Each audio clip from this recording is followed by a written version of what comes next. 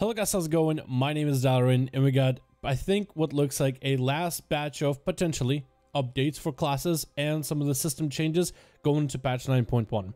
The patch is here maybe a little bit more than a week away, so Blizzard is going to be either ramping up and doing as many last minute changes or toning them down. And it looks like there are still changes that are coming through, small ones, but I want to cover everything that we have here when it comes to classes, as well as some of the Mythic Plus updates, where Blizzard actually had a bit of communication, which I think is a good thing. It definitely should be a trend, hopefully happening in future patches. Anyway, let's dive into the update. For Frost Death Knights, it doesn't look like there's much PvE change, but there is some PvP stuff. First of all, ability like Breath of Zaragoza seems to have a PvP multiplier, which I checked. There's some other abilities in this video that are about PvP multipliers, and looks like they do work. It basically empower the ability to do slightly more damage in PvP, but it looks like Frost Death Knights might have gotten some hidden buffs as well. It looks like Death Strike is reacting very similar to BFA version of Death Strike, where it's actually able to heal quite a bit of damage. The more damage you take, the harder it heals. I also heard the Pillar of Frost apparently does even more damage for Death Knight, so I'm not sure why those didn't make the WoW hit post, but from our testing playing it live on PTR, it does seem that some buffs are there. Did anybody expect a survival buff? Because Flank and Strike, an ability that almost nobody ever takes ever, has gotten a significant buff to it. We'll see just how good this ability is going to be, and if it actually can be competitive in that row between your Mongoose Bite and Tip of the Spear. Also, Steady Shot for Marksmanship Hunters got a PvP multiplier as well. That ability is actually going to be pretty important for marksmen in PvP, because there'll be a stun that works off of steady shots and concussive shot. So I think potentially this could increase sustained damage in PvP for marksmanship hunters. We'll see how it affects them in the future. For paladins, not much really came to light with this change, but for any of you that are Night Fae paladins, or all two of you, they buffed the Blessing of Winter. Blessing of Winter kind of does a bit of frost damage on the enemy and debuffs them.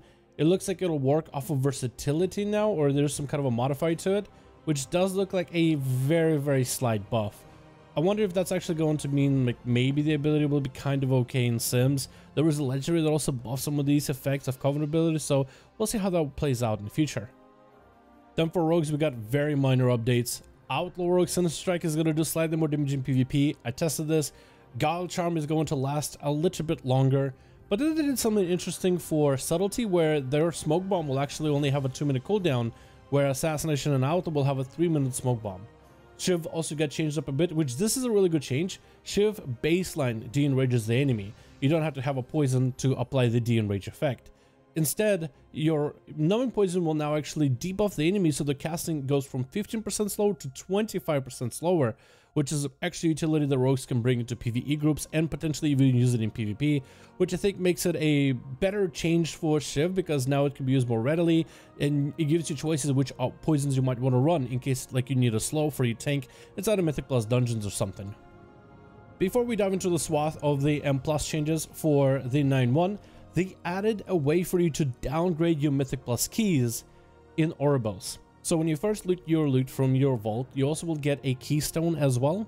And now you can downgrade this keystone. Let's say you're someone who just likes to give keys, and maybe it's not a great push week, so you'd rather do like a 14 instead of a 15, 16, 17 of really bad affixes and a really bad key.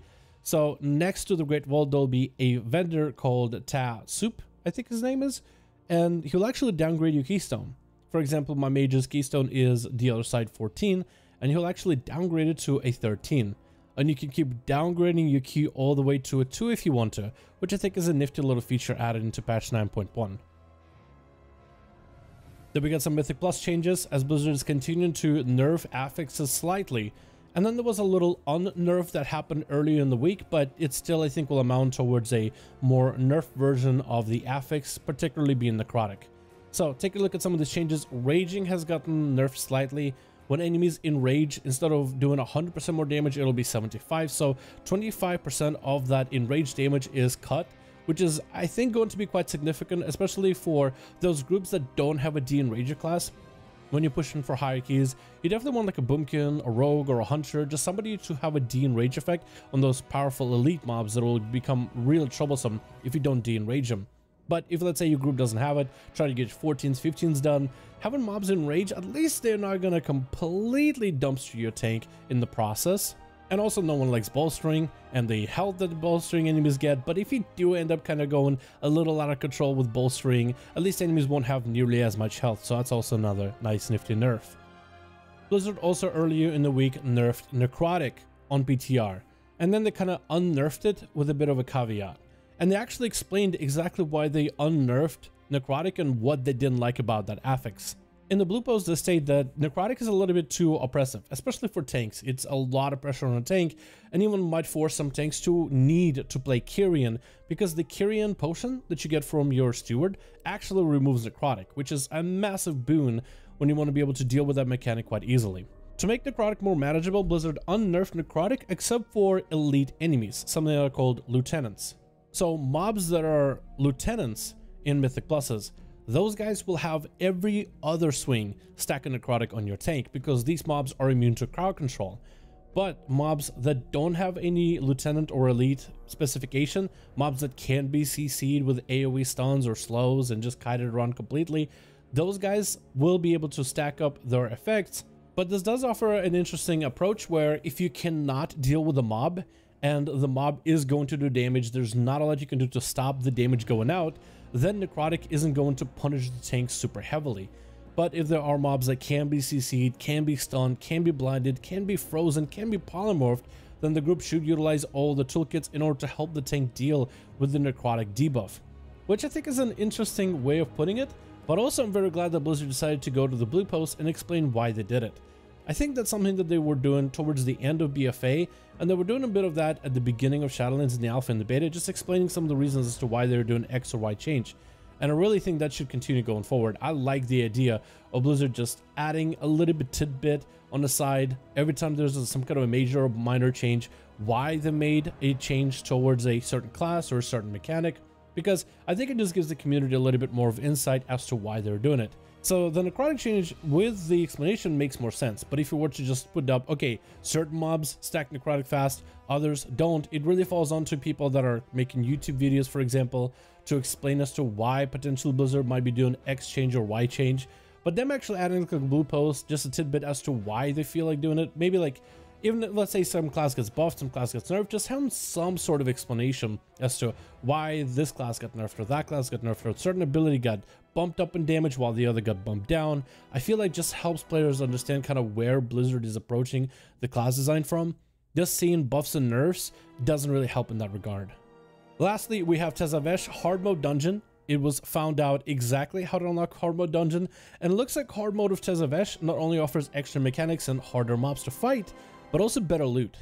Recently, Blizzard did change Tezavesh loot to be capped at 226 item level, which some players felt like, well, that just basically relegates the brand new mega dungeon to just maybe catch up gear for your ults, and it's not something you will really do a lot on your mains unless you're looking for transmog. Well, with this brand new hard mode of this dungeon, offers players an extra difficulty curve for it before Mythic Pluses add the dungeon, or 2 parts of the dungeon, into the Mythic Plus rotation and the loot from there. Right now we'll actually be able to get some decent 233 loot on a weekly rotation from the new dungeon if you do it in hard mode, which gives guilds and players that want to go for the better loot as soon as possible at least an option as where to get it before the new raid starts. The new Tezavesh dungeon, I think it's kind of cool. I think it's a nice compromise, added more challenging aspect to it, but also have the gear for it. We'll see how that works out in the long run, but I think it's a decent change. Thank you guys so much for checking out this video. This has been all the new stuff we've had actually recently pop up for patch 9.1. Let me know your thoughts in the comments below about everything we talk about, and I'll see all of you guys in another video.